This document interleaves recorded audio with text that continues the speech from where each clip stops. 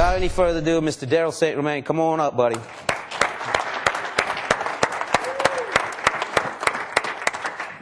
Let's have some fun with this. Did you say fun? That's not allowed. This is the car business. Are we allowed to have fun? Is that okay? Really? Can we have fun in the car business? I'm asking you a question. Can we have fun? Yes or no? We should. We shouldn't even do this if we're not having fun. Hey, who would really like to double your income? Helmy covered a lot of good things this morning, and I'm sitting back there listening. Who would really like to double their income, maybe triple or quadruple? Who thinks that's a high ball? Seriously, though, for a second, what if it wasn't a high ball?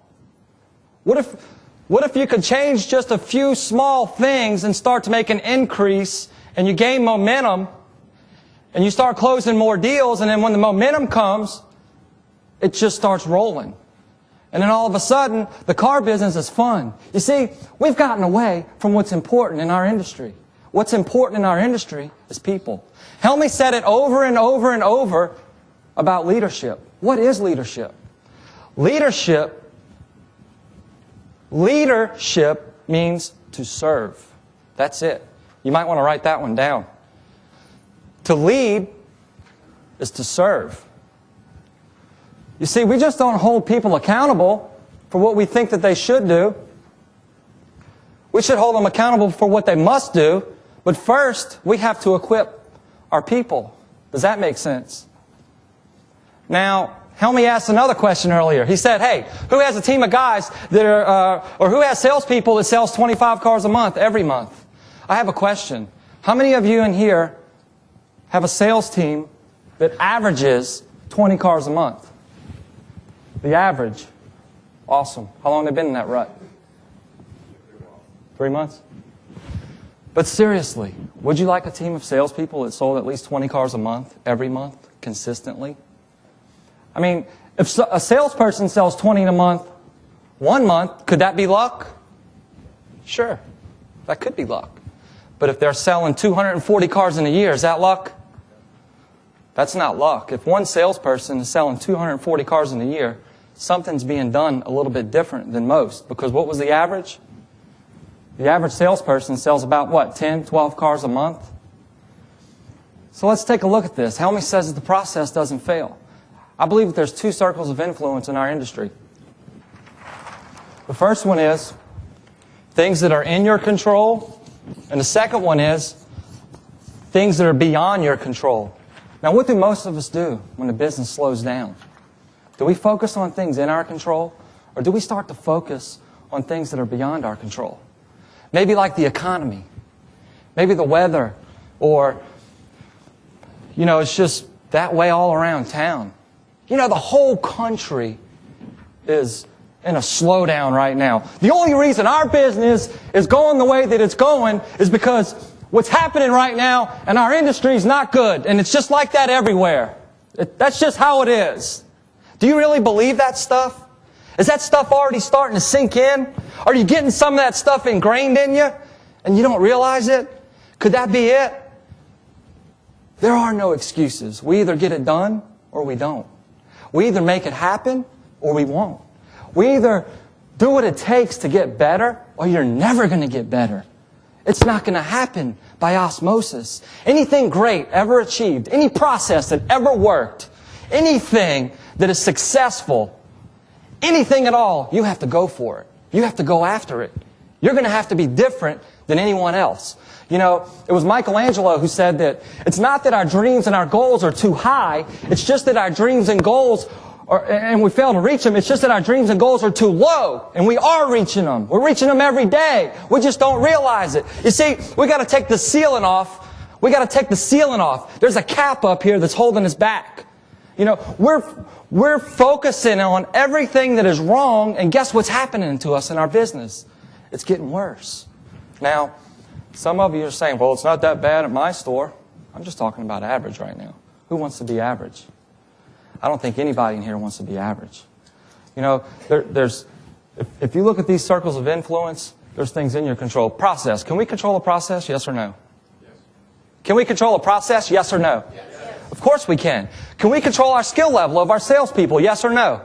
Yes. Can we help train them, equip them, give them the right information, give them the right tools to be able to do a better job? Is that in our control or out of our control? That would be in our control. Now, what about the economy right now? You see, the car business has changed so much in the last 10, 15 years. How about in the last 5 years? Has it changed? What's the greatest change in the last 15 years? What is it? The Internet. What's going on with the Internet? Information. What kind of information are the customers getting from the Internet? Same information that we have, John says. The Internet's just another way to get more leads. That's all it is. I remember, a few years ago, I can't remember what the seminar or whatever it was, they said that this big Internet thing was going to change the business. It's never going to be the same. They're not going to need us anymore. What happened with that theory? It has nothing to do with it. The Internet is just another way to get leads. What else has changed in our business? How about credit? Helmi said it. What's the percentage of customers that have challenge credit? What was it? 75 to 80%? Hey, guess what? Last year in our industry, all the customers, 80% of the customers, last year in our industry had challenge credit that bought vehicles. So the customers that have a little bit better credit, are they buying more things right now like vehicles or less than before? Are they buying more or less? They're buying a little bit less. But since about 68% of the population does have troubled credit, we got to get better at some things, don't we? Helmi already said that we don't need a different process. And the reason he says that is because the basics will never change. The basics have nothing to do with rubber, glass, or metal. The basics have nothing to do with cars, trucks, and vans. The basics are the basics are the basics. The basics are about people. You see, we've gotten away from what's really important. It's people. And we've got to get back to the basics. Now, the basics aren't so basic, though, if you think about it. Since so many things have changed, we're going to have to change some things in our process to bring us back to the basics. Does that make sense? Because the only way that you can sell a car is if first the customer likes you. Let's think about this for a second. Since 71% of the people buy vehicles only because they like their salesperson, wouldn't you say it's important to get the customer to like us? Yes or no? Yes. So, after they like us, they start to what? Listen. They start listening to us, right? And then once they start to listen, they start believing. They believe what we have to say. They believe what we're showing them. And then they do what? Then they buy. Now, Helmi demonstrated a couple of sales processes a little bit ago. And in those sales processes, he showed you how it kind of goes down. I don't know, you don't have to show me your hands, but some of you are thinking, wow, that's kind of how it goes in my dealership. You know what I'm talking about. The customer comes in. They come into the dealership. You bring them inside, or your salesperson brings them into the dealership. Once they come inside, you get some information from them, and right away, what are our salespeople thinking? Can this guy buy? You said it. Can she buy? Can he buy? I wonder what his or their credit is. I've been talking to, this is my 5th customer today, and that BDC keeps sending them in here. I mean, they're really good at that, but not one of them can buy. I told you to turn that mic off. I mean, it's 4 o'clock. I've talked to 5 people. I'm looking at the board. There's 10 cars on the board, and I haven't sold a car yet. What is your salesperson thinking at this point when they grab this customer? They want to know if the customer can buy. They did just what Helmi said not to do, pre-qualify. There's 2 things that happens when we pre-qualify, and you might want to write it down. The first one is, we want to know if the customer has the ability to buy a vehicle. The second one is, we want to know if they have the desire to buy right now. Now, I don't know about you or what car business you came from, but let's just look at it for how it really is. Aren't we motivators? As car people, are we supposed to be motivators? Yes or no? Yes. Listen, if we're not motivators, then you're not selling. It is our job to motivate the customer to get the desire to buy now. It's our job as salespeople to get the customer to get the ability to buy now when they think they don't have the ability. I can prove to them that they do have the ability.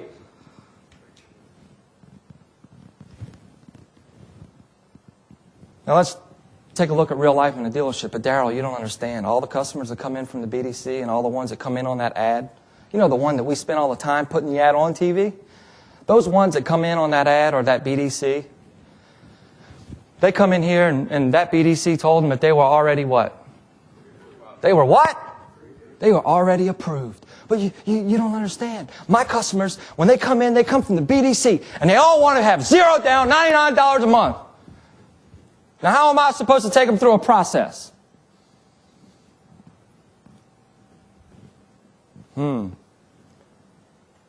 Oh, how about this one? But you don't know. All my customers were buried. They were crushed. Hey, raise your hand if you ever sold a car to a customer who was buried. Every one of us. Hey, if we would have skipped steps and we didn't test drive the car, would we have got that deal? Of course not. Hey, raise your hand if you ever sold a car to a customer that left a dealership down the street. Raise your hand. Why did we sell them a car and they didn't? Why? What? The other dealership skipped the process. They skipped something, didn't they? You want to know what it was? You're absolutely right. You know what it was? They didn't close. Listen, if you're in the car business, you're a closer or you're not a closer, period.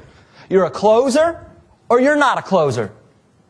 The process is for closers.